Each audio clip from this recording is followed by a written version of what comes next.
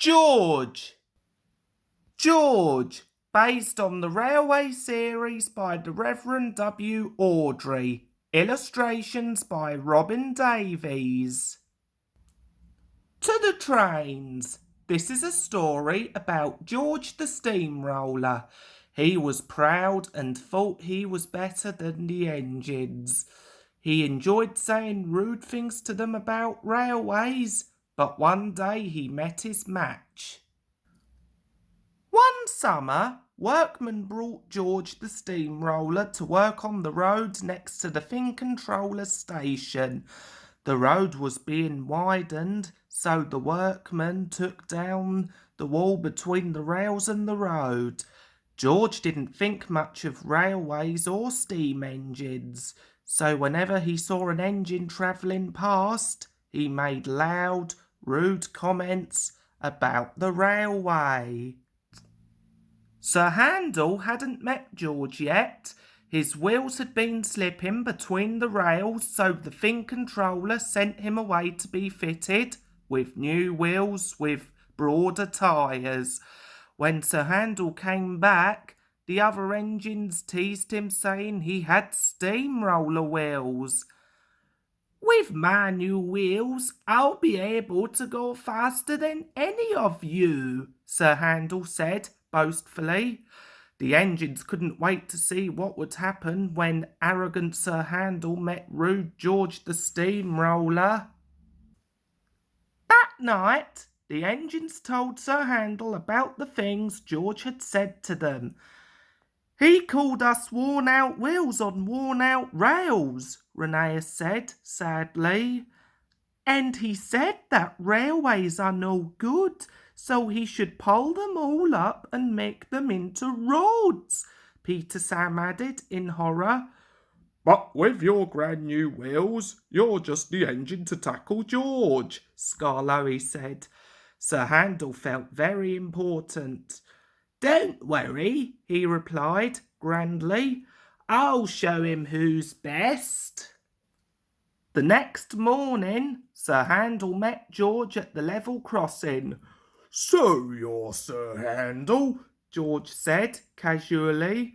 "I've heard that you swank around with your new steamroller wheels, trying to be as good as me." Sir Handel smiled. "Actually," he said, "I'm better than you," and he puffed smugly away.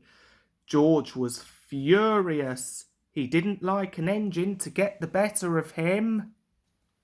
A few days later, Sir Handel was delivering a special load to the station.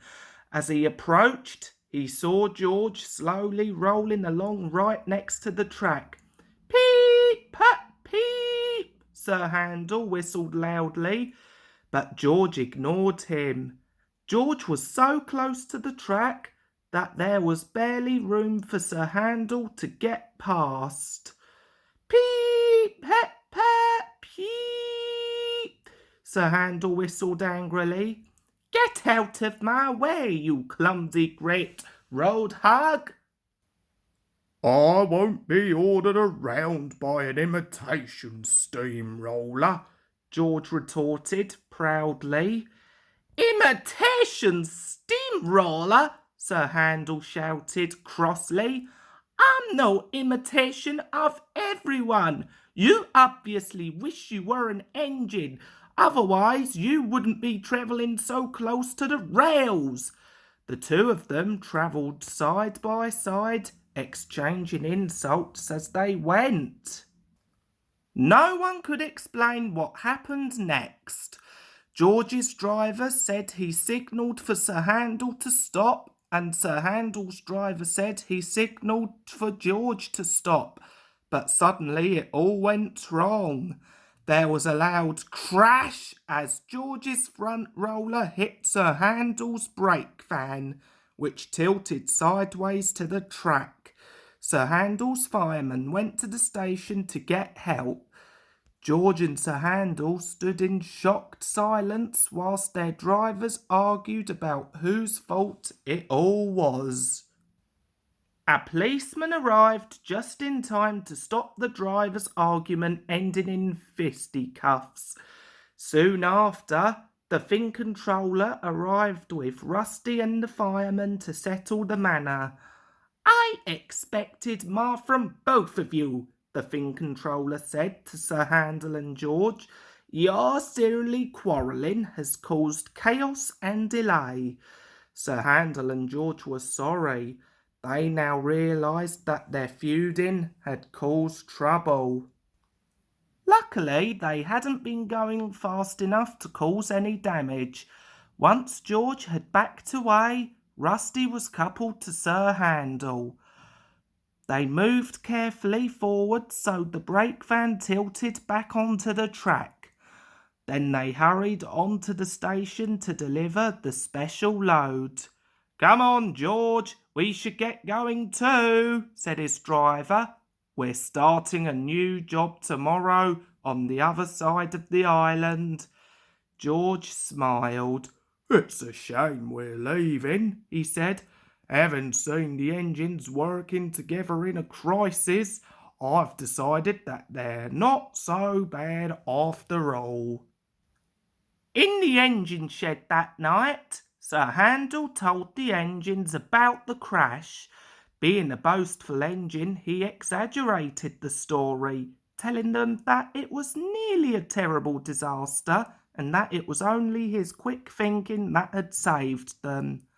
Wow, said Rheneas in admiration.